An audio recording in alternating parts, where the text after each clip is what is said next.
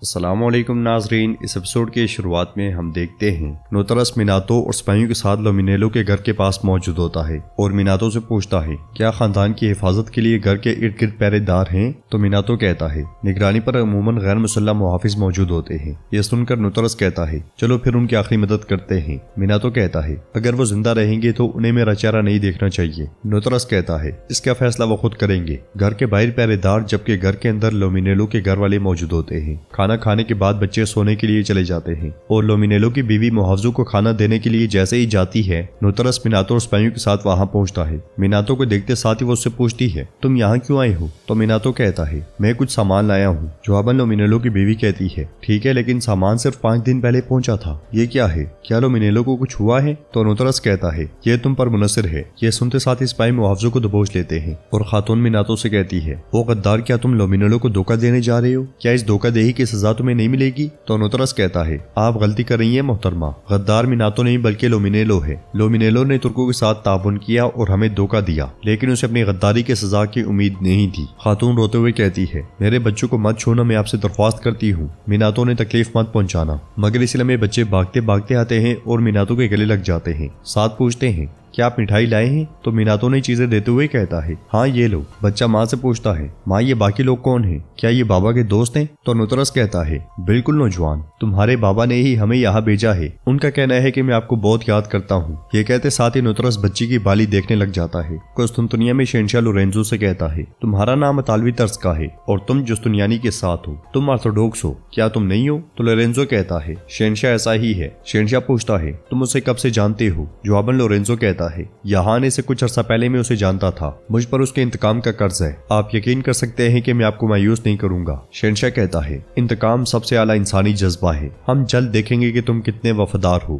اس لیے میں دمیتری وہاں آتا ہے۔ شہنشاہ اس سے پوچھتا ہے کیا تم نے بھی کوئی فیصلہ کیا ہے؟ کیا تم نے میرے ساتھ رہنے کا انتخاب کیا یا تم نے مزید تکلیف اٹھانے کے لیے موریا واپس جانے کا انتخاب کیا؟ دمیتری کہتا ہے ایسے وقت میں آپ کے ساتھ رہنا میرے لیے بہتر ہے، میں ترکوں کے خلاف لڑتے ہوئے آپ کو کبھی تنہا نہیں چھوڑوں گا، یہ شہر اور محل ہمارا سب کچھ ہے، لیکن میں یہ نہیں کر سکتا، میری بیوی تھیوڈورا موریا واپس جانا چاہتی ہے، میں ایسے وقت میں اسے اکیلا نہیں چھوڑ سکتا۔ شہنشاہ پلٹتے ہوئے کہتا ہے اگر میں تمہاری جگہ ہوتا تو شاید میں بھی یہی فیصلہ کرتا، میں تمہارے فیصلے کا احترام کرتا ہوں۔ یہ کہتے ساتھ ہی وہ دمیتری کو گلے لگا لیتا ہے مگر اس کے اشارے پر لورینزو چلا جاتا ہے اور دمیتری سے کہتا ہے اگر تمہیں کسی چیز کی ضرورت ہو تو تمہارا بھائی ہمیشہ حاضر ہے، یہ بات کبھی مت بھولنا۔ یہ سن کر دمیتری بہت خوش ہوتا ہے۔ ادرنی میں دائی کمرے کے باہر کھڑی گلشا سے کہتی ہے اس طرح انتظار کرنا آپ کو مزید پریشان کر دے گا، میں یہاں ہوں اور شہزادے کی حفاظت کروں گی۔ مگر گلشا کہتی ہے میں اپنے بچے کو کسی کے ساتھ نہیں چھوڑوں گی۔ کہ اس لمحے سلطان کمرے کے باہر سے گزرتے ہیں تو گلشا ان کے پاس جا کر کہتی ہے سلطان ہم پہ رحم کھائیں، وہ چھوٹا بچہ اکیلا نہیں رہ سکتا۔ تو سلطان کہتے ہیں شہزادے کو جو کچھ درکار ہوگا وہ اس کے پاس موجود ہوگا، ملازمہ اور بچے کی آیا ایک لمحے کے لیے بھی اسے اکیلا نہیں چھوڑیں گی۔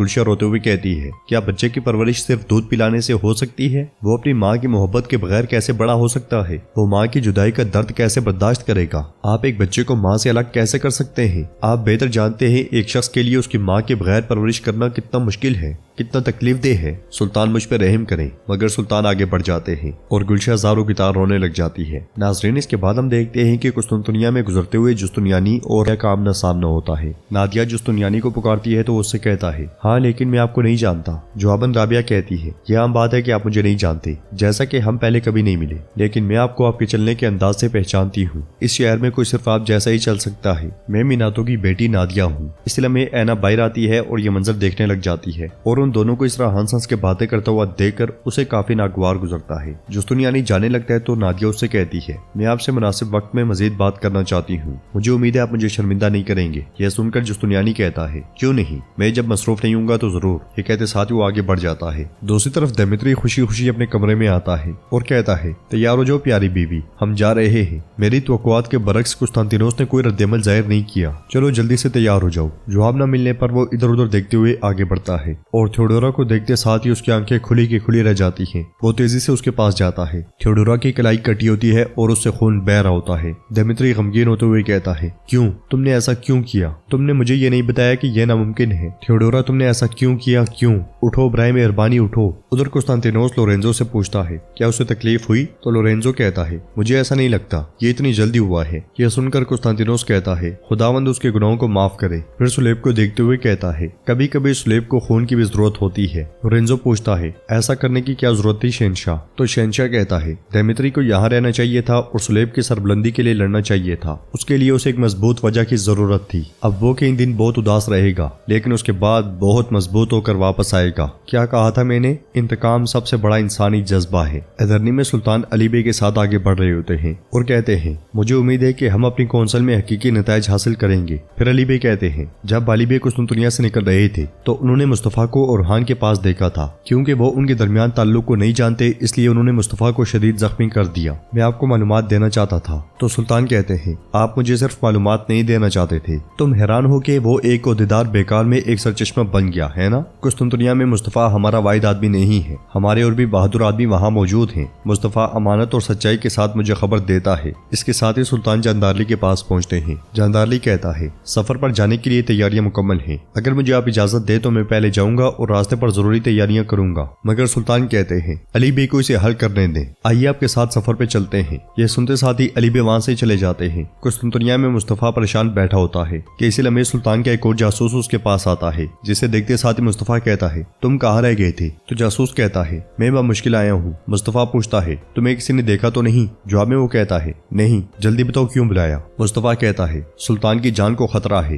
میں نے اورحان کو اپنے معاونین سے بات کرتے سنا، انہوں نے زہر آلود کفتان تیار کیا ہے، ہمیں اس بارے میں سلطان کو بتانا ہے۔ ناظرین اس کے بعد ہم دیکھتے ہیں قبیلے میں کونسل سے پہلے اسحاق تیاریاں دیکھ رہا ہوتا ہے، خاص کر کے کھانے پینے کی چیزوں کا بغور جائزہ لیتا ہے۔ اس لمحے دو صدران اس کے پاس آتے ہیں۔ اسحاق ان سے کہتا ہے اگر تم یہاں آنے کے بجائے فصیلوں پر چلے جاتے تو کیا ہوتا؟ آپ کا راستہ مختصر ہوتا اور کچھ نہیں۔ اسماعیل کہاں ہے اور کب آئے گا؟ تو ایک سردار کہتا ہے وہ اپنے راستے پر ہے، وہ جلد ہی پہنچ جائے گا۔ اس لمحے زگنوس پاشا وہاں آتے ہیں اور اسحاق سے پوچھتے ہیں کیا سلطان ابھی تک نہیں آئی؟ تو اسحاق کہتا ہے وہ بس آتے ہوں گے، وہ جاندارلی پاشا کے ساتھ آ رہے ہیں اور آپ جانتے ہیں کہ جاندارلی ہمارا عثمانی بھائی ہے۔ زگنوس پاشا کہتے ہیں آئیے اپنے درمیان کی جدائی کو دور کر کے پھینک دیں۔ اسحاق مسکراتے ہوئے کہتا ہے یقیناً یہ ختم ہو جائے گی، لیکن سلطان آپ کو کونسل میں نہیں چاہتے زگنوس، یہ کونسل خاص ہے۔ زگنوس پاشا پوچھتے ہیں کیا آپ جانتے ہیں کہ کیوں؟ جواب میں اسحاق ہنستے ہوئے کہتا ہے وجہ؟ اللہ آپ کو خوش رکھے۔ اب بھی پوچھتے ہو کہ کیوں؟ تم نے جو کیا وہ اس طرح کیا کہ ہضم نہیں ہو سکتا، شکر ادا کرو کہ تم ابھی تک سلطنت میں ہو۔ یہ کہتے ساتھ ہی اسحاق آگے بڑھ جاتا ہے اور زگنوس پاشا مایوسی کے عالم میں وہاں سے چلے جاتے ہیں۔ اگلے منظر میں اسماعیل قبیلے کے باہر پہنچتا ہے، جہاں بھی اس کا سامنا زگنوس پاشا سے ہوتا ہے۔ زگنوس پاشا اس سے کہتے ہیں میں نے سنا ہے کہ آپ نے نافرمانی کی اور مشاورت کا کہا۔ تو اسماعیل کہتا ہے کوئی بات نہیں پاشا، کیا سلطان کے حکم کی نافرمانی کرنے والے ہم میں سے ہیں؟ زگنوس پاشا پوچھتے ہیں پھر سلطان کو یہاں آنے کی زحمت کیوں دی؟ تم انہیں کیا بتانے جا رہے ہو؟ اسماعیل کہتا ہے ہماری کچھ خواہشات ہیں اور ہم انہیں پہنچانے آئے ہیں۔ پھر اس کے سپاہیوں کے پاس صندوق دے کر پوچھتے ہیں کیا یہ کفتان ہے؟ تو اسماعیل کہتا ہے جی ہاں۔ یہ کہتے ساتھ ہی وہ انہیں کفتان دکھاتا ہے، جسے دیکھتے ہوئے زگنوس پاشا کہتے ہیں اس بار یہ فارسی کپڑے سے ہے جو کہ ایک نایاب کپڑا ہے، تم اچھی طرح جانتے ہو کہ کس طرح مشورہ مانگنا ہے اور سلطان کو بھی کس طرح خوش کرنا ہے۔ اسماعیل یہ سنتے ساتھ ہی اسماعیل سپاہیوں کے ساتھ آگے بڑھتا ہے تو ایک سپاہی اسے روکتے ہوئے کہتا ہے اس صندوق کے اندر کیا ہے؟ اسماعیل کا سپاہی اسے کہتا ہے کہ اس کے اندر کفتان ہے۔ یہ سن کر سپاہی کہتا ہے کھولو ہم اسے دیکھیں گے۔ مگر گھوڑے پر سوار زگنوس پاشا کہتے ہیں میں نے اسے دیکھ لیا ہے، اس کی ضرورت نہیں ہے، یہ ہمارے سلطان کے لائق ہے، خیمے میں اسے لے جانے میں ان کی مدد کریں۔ یہ سنتے ساتھ ہی سپاہی انہیں جانے کی اجازت دے دیتے ہیں۔ تو ناظرین اس کے ساتھ ایپیسوڈ بھی اختتام پذیر ہوتی ہے۔ اگر آپ کو ویڈیو پسند آئے تو ویڈیو کو لائک کر دیں، چینل کو سبسکرائب کریں اور بیل آئیکن پر کلک کرنا مت بھولیں۔ انشاءاللہ ملتے ہیں نیکسٹ ویڈیو میں، تب تک کے لیے رکھیں اپنا اور اپنوں کا بہت زیادہ خیال۔ اللہ نگہبان۔